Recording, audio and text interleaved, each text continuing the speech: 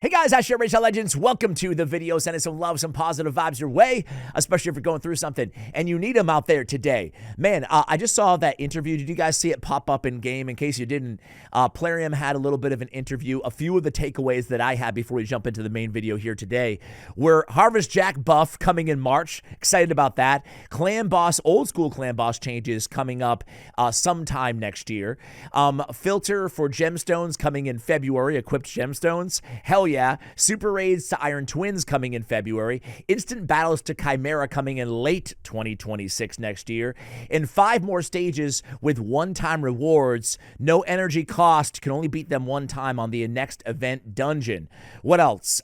Instant Battles on Tag Team Arena as well this spring. So a lot to look forward to. But of course, you can watch the entire interview. I'm sure I forgot a tidbit here or there. I'll link that for you guys after this one in the show notes below. But man, that's a lot of stuff that I'm excited about. I'm also giving kind of my, I don't know, maybe my end of the year recap in a couple days, so be on the lookout for that video as well. Last little note here before we jump into an already action-packed episode today is I saw my first hockey game ever. I'm not like a huge hockey fan. I'm not a hater either. I'm very, very casual, and I had a freaking blast. If you're like me and you're not a hockey fan, go see a hockey game live. I'm telling you, it was the highlight of, like, I don't know, my month certainly.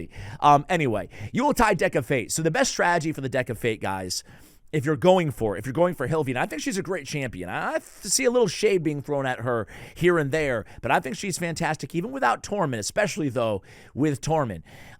So if you have the Soul Stones, maybe you do consider going for it, but I would advise you guys, there's no rush on these events. They're active for over 3 days. So what I would do is, I would go far, even if you have the Soul Stones, I would go farm artifacts and accessories, you know, whatever. Right now there's a Fire Knight tournament going on for the Fusion, or just get some silver in Spider's Den, get those accessories, and use all your energy, burn your energy, and then pull, your Soul Stones on the last day, right? That way you're being more efficient with your energy and your Soul Stones, not using them all unless you really need to. That being said, I'm going to go ahead and speed run it, aka buy it in a way. I did have a few of these, but I did buy another pack, hopefully to put me over the top. Keep in mind the rewards that we get in the Deck of Fate, they're just based on what you're pulling, what type of Soul Stone you're pulling, Immortal, Eternal, or Mortal. Obviously, Eternal giving you quite significantly more points, that is, but not on what you pull itself. And of course, we have a dinky little bonus on the Awakening boost on the frickin' Mortals. Thanks, Plarium. Just give us all. Give it all to us. Maybe I'm just greedy, but how about give it all? Also, they asked in that interview, they asked about, hey, how about in the Soul Merchant having 1 slot for Mythicals? Just add 1 slot for Mythicals. And they're like, no, that's not going to happen. Okay, all right. I will not go on a rant about that, but come on, man. I mean, like, if it's in the game, put it in the game. Speaking of Mythicals, we got Theodosia. Fantastic. Great. A mythical that I don't have. I actually have a 6-star soul. Just waiting on Theodosia. First, let me guys, Beast Wrestler, 6-star. Okay. Let me show you guys this, man. This is like a cruel, cruel joke on Plarium for yours truly. Look at all those nices. Yes, my most wanted champion on my account is nice. And look at, I got a 5-star. I don't even know, as if I'm going to pull 4 of them. I don't even know why I'm keeping them all. I'm just keeping them out of spite and anger. I don't know. But I got a 6, a 5, and a 4 just waiting on you, nicey. And my dupe nice, and my trip nice. So I thought that was hilarious and painful all at the same time. What about you guys? Are any of you sitting out there on a 6-star soul for a mythical that you desperately want but don't have? Just makes you want them even more, Plarium. The psychological tactics, they're ever omnipresent, I will say, in Raid Shadow Legends. Whoa, it's raining mythicals! A Gizmak, a Sissia, and a Fralny. Yay! Alright, so that was the Awakening boost there. Let's move on to the main course. Let's do 10 of the Immortal Soul Stones, and if you're curious who's on my wish list, right now I've got Predator, I've got Rhodos, and I've got Gaspard. However, in case you missed my last Void Shard opening, there we go, Ash. I pulled my most wanted Void legendary champion, and I think I should probably add him to the list. But I try to put my wish list champions that I'm going to use specifically in the arena, because I think 6-star Awakening, not in all cases, but just in a vacuum, I think that it's more effective to have those on arena-heavy champions. And the dude that I pulled, I won't ruin the surprise for you guys, is mainly a PvE champion. But again, there's always exceptions to the rule. Like a 6-star Titus is broken, or there's champions like Marius who can use, both ends in PvP and PvE in an elite way. All right, let me just check in really quickly with my deck. I don't want to go ahead and go crazy on summoning where I don't have to. I have 9,000, almost 10,000. So there's no pinning here. So I guess I'm just going to be super boring and just go in an order. Now that seems stupid too. I don't know why, but it does. All right, let's keep mixing it up here. So surprisingly, or maybe not surprisingly, I didn't really get much. Okay, so we get a ways to go here. Let's go Immortal again. 10 more. Give me something good. All right, here we go. And again, stay tuned, guys, because this video is far from over. I'm going to go ahead and take a break. Once I get her, I'm going to build her. I'm going to use her without Tormund. I'm going to use her with Tormund. Going to be like a full champion guide in the back half of this video. I figured we'd just give it all to you in one big, long video. All right, so we have Gally. Oh, I want this dude so bad. Gaelet. Something of the Pact, whatever the hell. He's a really cool champion. I really, really want that dude. Let's go with the Eternals, though, guys. Let's just do it. How about some 6-star of amazing epics? Yeah, like Lorne. I actually really like Lorne, but a 5-star Lorne isn't exactly what we're looking for out of these bad boys. What are these? Another epic, man. Getting an epic. Oh, but my girl, Dirty Diana. But I already have a 6-star for Dirty Diana. But I love Dirty Diana Gloompiercer. I just a fantastic ally attacker, damage dealer, kind of a hybrid in the Sylvan Watcher. Okay, where am I at right now? I'm probably not even close. Yuletide deck 14. So I got 14 more. I just don't want to burn the Eternals unless I absolutely have to, because I'd rather wait 5 years until the next boosted on the Eternals, the big ones. All right, we're just gonna keep going. We got a Primal. We've got some other stuff here. There's our Haste Glyph. Hell yeah. And then, okay, so I might not even have enough. And I felt like I had so much, especially the big boys. But this will get us another like 10,000 points here. I can't believe, Mistress, yeah, fantastic. Mistress, exactly what we wanted. Another epic, dude, come on. Sepulchre Sentinel, golly. I'm just going to pull them all. So, in an event like this, a Mikey 5-star, though. I already have it. I already have that, Plarium. Oh, my God. I was going to say, just a kind of a note, that even though I'm being super just whaley, pulling all my Soulstones or whatever, I would never pull or even buy Eternals if I wasn't sitting on 300. You always want to be sitting at 300 Eternal Soul Essence so you can get those 6-stars. That's how I got all my most wanted 6-stars for the most part. I think it's how I got, gosh, everybody, like Marius and Volcanos and all the ones that made the biggest impact on my account. I bought them in the shop. That's why I always sit at 300, and then I don't, convert any until I have at least 300 saved up again. All right, here we go. I might have enough. Finally get a chest. It sucks that you can't pin rarities on this one. I'm just going to keep going. Get an XP barrel. Get some more of these. Dude, I think I'm going to have to buy more shards. I thought I had like more than enough. This is a difficult little event, I'll say. And by difficult, I mean expensive. It's so hard. You got to keep pulling out your wallet again and again. It's very challenging. All right, here we go. Let's get this dude. Iron Brago, man. Honestly, all of these Soulstones, guys, and what do I have to show for it? I'm going to sell 2 of these nices. Maybe a little bit of overkill. Oh, I already had a 6 of Gaelet. I totally forgot that I had that. Mikey, I don't need either. Some of these champions I don't have. Let's not be silly because I'm in a rush and recording and I don't want to cut this. Ninja, I already have. Lorne, we can get rid of some of these epics. Mistress, normally I'll just awaken everybody, but they don't buff epics anymore, so I don't have to worry about them buffing Mistress. So we'll just keep it going here. I think I'm good on Skull Crown too, but let me just see really quickly. Let's sell all this stuff. And oh, Dirty Diana, I didn't have a 6-star for her. Well, now I do. And Lorne, we'll take that upgrade as well.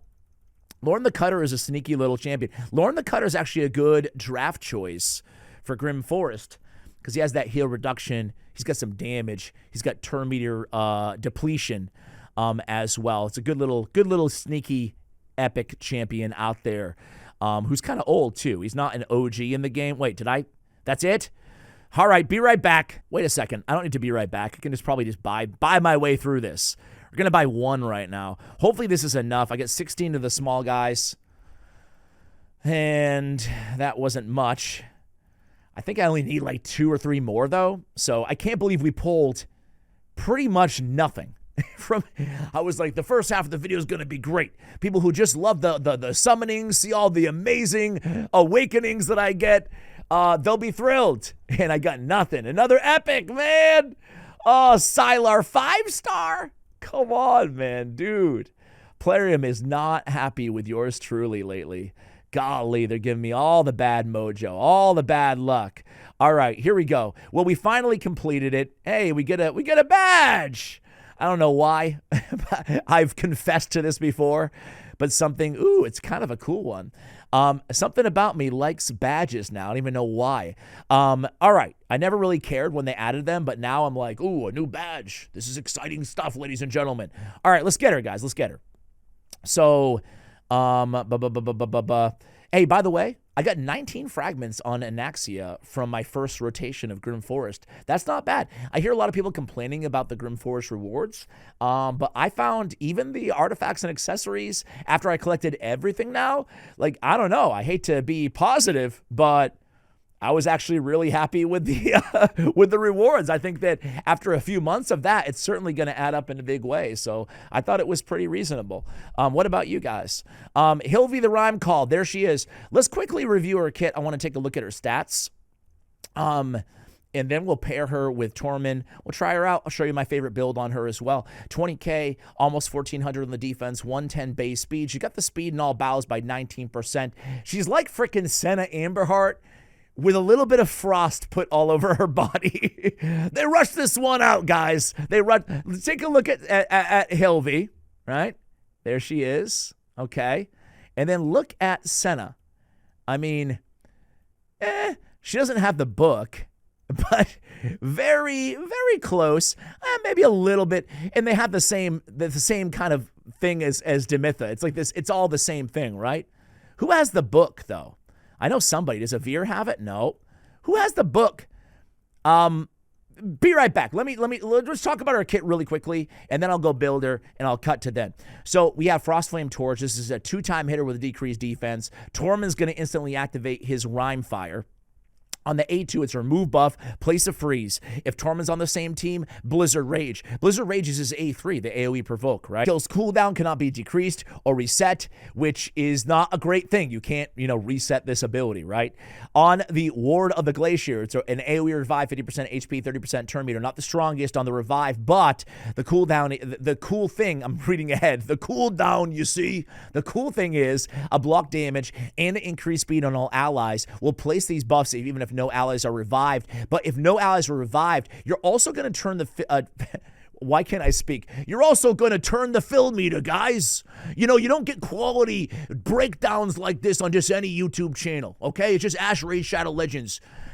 You're going to fill the turn meter of all allies by 25%. Okay, so overall, we get an AoE revive on a 4-turn cooldown. You do have that block damage, increased speed, and turn meter boost. With Mighty Ukko, with the increased speed on that revive, I am not a huge fan. I'd rather him, not use it, personally, unless we need to revive. But in this case, in Hilvi's case, I do like that she brings enough extra to the table where it does justify using this move on a regular turn cycle, in my opinion. Meaning block damage, increased speed, and a turn meter fill by 25% is worth it to burn the revive ability, in my opinion, in most situations. Of course, everything's a little bit different. Divine Mission is whenever an enemy receives a freeze debuff, this champion steals a random buff from them, has an HP burn placed on them for 2 turns, and decreases their turn meter by 10%. Really strong. So all you got to do is freeze to get the burn, ergo activating the AoE on the A1 of Tormund the Cold, right? If Tormund's on the same team, fills his turn meter by an equal amount to the enemy's turn meter decreased by this skill, okay? If they're multiple champions, yada, yada, yada. All right, so overall, even without Tormund, you have buff removal with a freeze on a 3-turn cooldown. That's great. That's a great ability. It's like Gurgo the Augur's A2 minus the extra turn, but it's still a fantastic. You're clearing the way. It's got a little bit of Odin, a little bit of Gurgo the Augur. These abilities like that are hard to find. And then you have the Revive with the block damage, increased speed. Now, there's no heal in her kit. There's no cleanse in her kit. There's no essential buffs in her kit outside of the Revive and the increased speed. So there's definitely some, and this is where the knock, I've been seeing some critique on her from other players out there, is she's lacking a lot of things that I like in my Revivers, Ash, right? But you just can't look at her that way. She's a different sort of Reviver on your team. You're still going to want complements of your essential buffs, your cleanses, your block debuffs, your heals, all the stuff that we look for. But look at her as kind of a hybrid control type champion. Obviously, all that synergy with Tormund and a Reviver in addition to all of that, right? Kind of looking at her in a way, totally different champion, but in the same way that I'm looking at Valencia Thrallmother, who is another new Reviver. She has remove all buffs, placing a block buffs, placing a decreased defense, and then she has an AoE Revive as well on a 4-turn cooldown. She brings the big version of Weaken and Pain Link. So again, no support in her kit either, but it is a very interesting and very effective Reviver, and she's also a unique one. Again, I feel the same way, different reasons, but the same way about Hilvi. All right, guys, let me go ahead and build her, and I'll be right back. All right, guys, 45 minutes later, a second later for you guys, and I had a ball building this champion. Let me tell you, her and Tormund together are so much fun in the arena. I had to push up to Platinum because we just had the reset. So I played them a little bit in my in the downtime here, and man, just had a blast. Even my clan is getting pumped for this Thunder. I just got Tormund's wife. Can't wait to use them together in the arena. I totally agree. Even without Tormund, though, I think this is a very compelling champion, especially in progression mode, right? Like any wave content in the game, Curse City, you're probably going to be able to use them both. If you don't have Tormund, though, just having an extra Reviver, an extra control champion on your team, a buff remover, I mean, there's a lot of inherent value in that.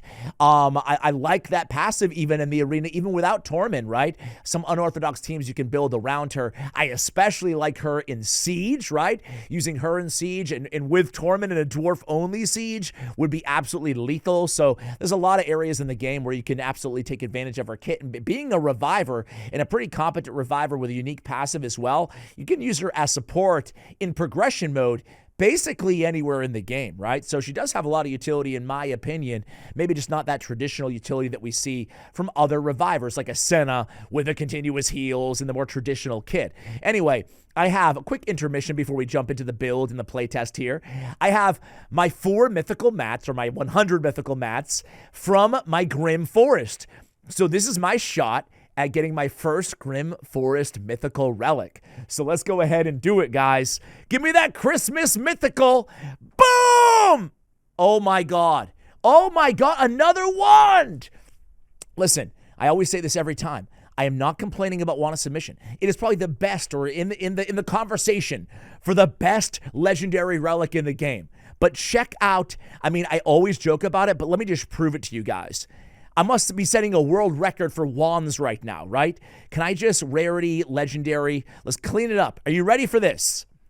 1, 2, 4, 8, 11, 15, 18, 19, 20. I just summoned my 20th Wand of Submission. What the heck? Dude, I'm not complaining again. But golly, it's not a mythical. That's what we wanted. But, I mean, I can't complain about wands. The one thing I can complain about, though, is golly, I wish so badly there was a way to access legendary relics from previous events, a.k.a. Cat's Gaze, please, because I only have 2, and boy, do I want more. There is a new Ignore defense that is arguably, on the same level, if not better, though, as well. But anyway, I digress. Let's get back to the point of the video here. Hilvi the Rime-Called. I have well, go figure. I have a Wand of Submission on her. The one thing about Hilvi that you have to be prepared for, obviously, in the arena is polymorph, sheep, right? She has a decreased defense on her A1. She's got a freeze on her A2. She's got a, well, nothing on there, but she has a burn on her passive. So there's a lot of chances for her to get polymorphed. Thus, we're going to protect her from that using the Wand of Submission and, of course, using Pinpoint. You don't need Pinpoint gear on here, especially if you're going to be leaning on her in mainly PvE content. Of course, you could just run a regeneration. You could run some immortal gear. You could run some perception gear if you needed help either in survivability, in healing, or in extra accuracy. You could run a 4-piece feral set with her, right? So there's a lot of options. Bolster is another option, right? A lot of options there. This is going to be my favorite arena build with Stone Skin and Pinpoint, but all the sets that I just called out are totally useful on her. You do have, given that she needs accuracy, you have a lot of options in terms of how to build her, right? No healing, and she needs accuracy, so build her the best that you can for where you want to use her on your account. Again, just PvE, maybe you just regen it, keep it simple. Regen in perception gear, or bolster in perception gear, right? But Stone Skin and Pinpoint is going to be my absolute favorite for the arena. So the total stats that we're going to be using here is 298 on the speed, pretty squishy, but we did make up for it with all of that accuracy is 672. I want to use her, obviously, you know, I'd rather her survive than die. And in PvE, you're probably going to want to err on the side of more HP and more defense. But I decided to throw accuracy on her chest. That's why we're seeing that big discrepancy in survivability on this particular build. Because the crazy thing is, I started with actually HP percentage on her chest. And then I noticed, especially when I'm using her with Tormund, man, we're pretty much chain freezing, especially with Lady Noelle and Sir Nick. We're pretty much chain freezing the enemy team, even if they have block debuffs. So I actually didn't really need her to be as tanky as I initially thought, right? But you guys, of course, experiment and do what's best for you in your account. So I have accuracy and defense percentage. I have HP, ideally not crit rate there, but I'm going for, you know, well, it's good gear. It's end game gear, but I'm purposely not using my best gear on her. I'm using 5-star boots, obviously, with speed here. I do have a good banner, accuracy, but not a lot of speed. And then I have defense and HP, survivability on my my accessories, excuse me. I have no blessing on her. I do have access to the test build where I could put blessings and I could just go absolutely ham. But again, given the feedback that you guys gave me on my Predator video where I used the test build, I decided that when I do use the test build, I want it to be really realistic stuff, right?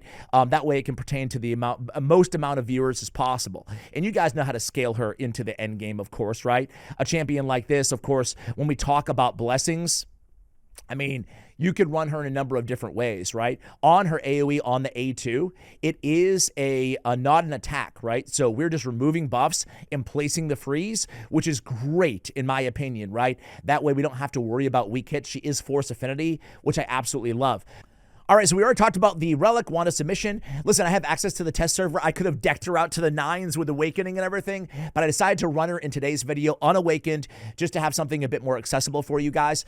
So I'm going with nothing on the Blessing, but you have some choices with her. You could go with Lightning Cage. You could go with Intimidating Presence, of course, depending on the build, the team around her, what you're trying to get out of her, right?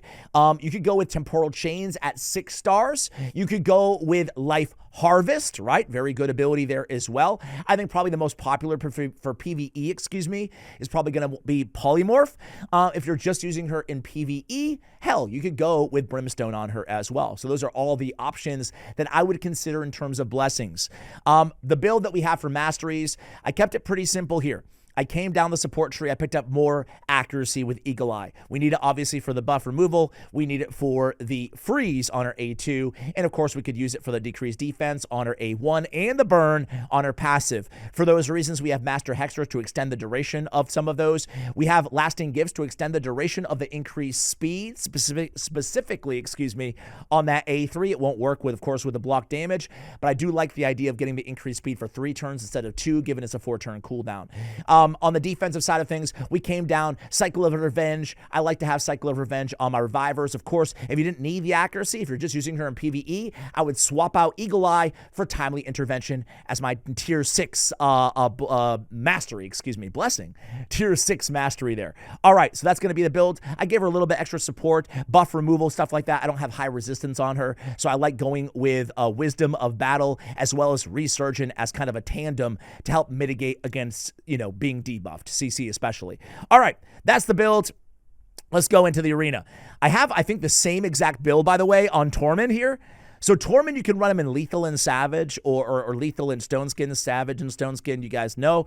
Or you can go a little bit safer and go with Pinpoint gear. I'm going Pinpoint in Stone Skin, but I will not lie to you guys. I think probably the best build on Tormund to get a little bit of damage out of him, depending on the team that you're trying to run around him, is going to be with the Lethal or the Savage gear. I find that Sir Nick and Tormund don't deal an insane amount of damage, right? But they're both like really solid damage dealers. So them together actually works out really well. They're really, really tanky. We're not going to go anywhere on this team, as well as, well, their damage kind of combined can get the job done, especially with all of those activations. So let's just go into the first team that we see here and see how we do. All right, really fun. I hate the chat in the middle of the damn thing. God, man. All right, so I'm actually going to go in and freeze here to get rid of, and you can see the burn is, boom, instantly on those champions vis-a-vis her passive. That's really strong. That's really strong. So we can go with a block damage. We might need the block damage, so I'm actually going to open up with a turn meter boost rather than trying to remove buffs, because the block damage, we might need it for Cometus, depending on what he's going to auto into. Let's go in with the A2 of Tormund. Let's just start chipping away a little bit at oh, nice job, Tormund. Take down Emprys with ease. All right, let's go down and use Sir Nick's Goodwill ability. We burn the revive, not bad at all. We're just going to A1 here with Lady Noelle. And you can already see Tormund's going to start cooking. Now we're going to use that A2. We're going to remove some buffs, get that freeze on everybody. Tormund's going to start his little Gatling gun, man, because Tormund's going to be activating all over the place. So let's go ahead and refresh Sir Nick's Goodwill ability. And then Sir Nick, yeah, go ahead and give him a nuke, buddy. Boom, there we go. Not bad, right? Let's get chipping away at Star Sage Galathier, and Tormund just keeps going off, man. It is really fun. I'm not going to lie. We're going to A1 into Star Sage Galathier, A1 here. I still am worried about Cometus. He's going to come in with his big bomb. The good news is we do have those unkillables on our team. Plenty of protection on this squad. Let's go in there and end. Actually, let's just use the A3 of Lady Noelle. Freeze everybody. Thus more burns. Thus more Tormund A1s. We're going to refresh that Goodwill again. We're going to go in there and boom, again freeze everybody. Why not? Not even sure if we needed it, but now you can see the chain reaction. I'm just going to go on auto here. Man, this is a nasty little quartet. Is that what it is? A nice little quad team here, ladies and gentlemen. All right, hey, check this out, guys. We have I don't want to go against Ashnar because of Ashnar for two reasons. Number one is Handy is a beast, number one, so I know his builds are really good.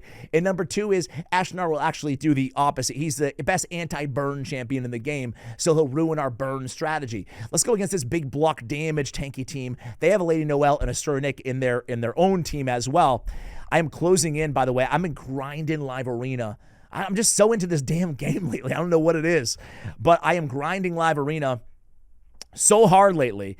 I can actually remove, do I want to go in with the A2 just to remove the block damage from Odin? No. Instead, I'm going to open up with that A3 again. Well, yeah, I'll open up with the A3. We'll get the block damage. We'll get the increased speed. Let's go in there with Tormund. Now Tormund can remove the buff with his A2 ability. Yeah, I've been grinding live arena a lot. Are you guys as into live arena as I am? Let's just, we're fine. Let's just nuke here with Sir Nick.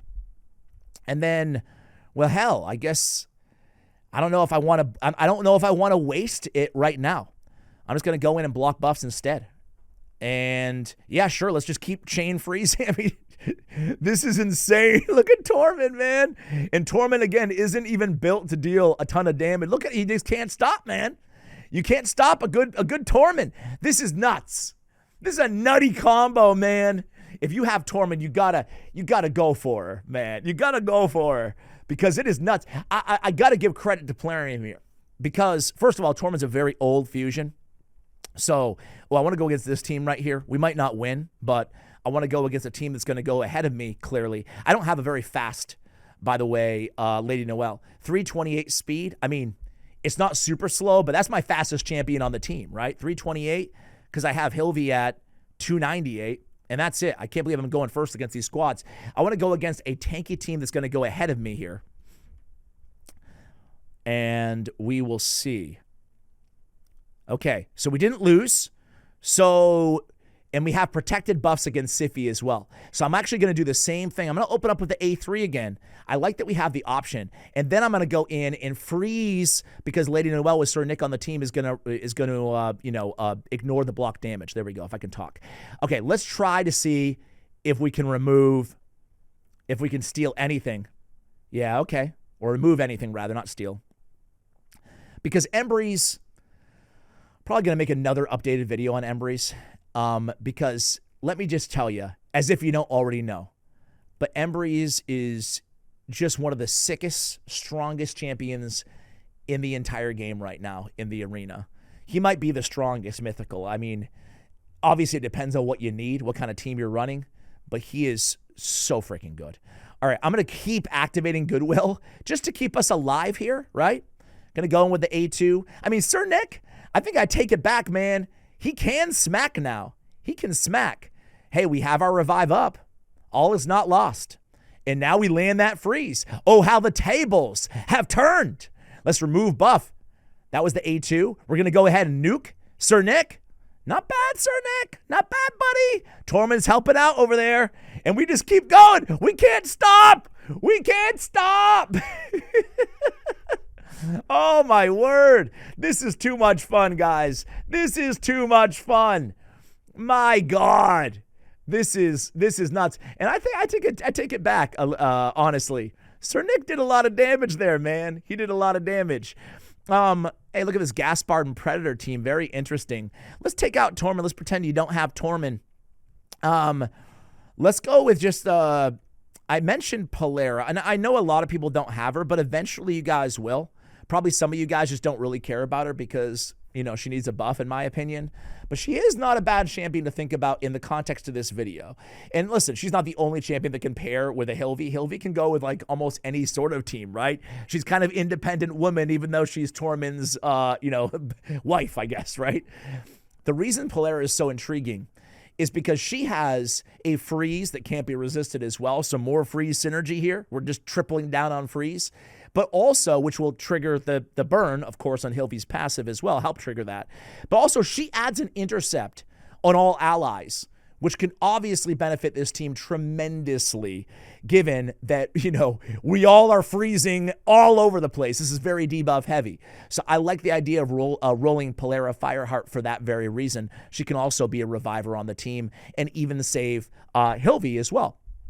So, all right, I don't think I need to show you guys like a ton of content not using Tormund, because I think, like I said, I think even for newer players, it's fairly self-explanatory how we be using, you know, her outside, right? As a buff remover, like right now, and a control champion, and a reviver, and a block damage. I like that you can lead in with that A3. I mean, you guys have seen me do it a few times now, but I like the idea of leading in with the A3 if you don't already need the freeze. If maybe you're starting with a Gurgo, the Augur, or hell, even a Ninja, whoever you're running, right? So we're going to go in. They're already under freeze. What is this? Block debuffs and a strengthen with an ensnare.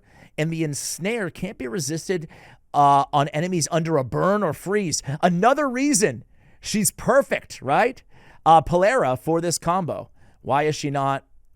I have to click on my own team. All right, so now they're ensnared as well. Even more control. Let's just...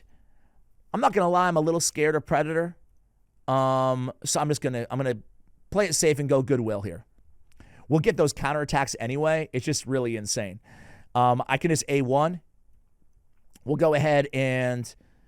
I mean, yeah, let's just use the increased speed for now. The block damage with Predator about to go. We'll freeze on the freaking counterattack with Sir Nick. I mean, this is just ridiculous. I'm going to just keep doing it. We're going to activate Goodwill again. We're going to go in there with a big nuke. I mean, this is just nuts. Unfortunately, Polera, she got sheeped. She got sheeped, and I was just explaining how awesome she is at, keeping the team. I got to do one more with this team, a little bit of a harder team here. Maybe, I don't know, maybe this squad, I guess. They're going to go first, so let's see what happens. They're going to go first, and they have Warlord. So just want to put myself in different situations here. What I want to do is I want to run a quick Ice Golem after this. And so Tormund does what Tormund, Marius does what Marius does, and our abilities are all reset, which really sucks.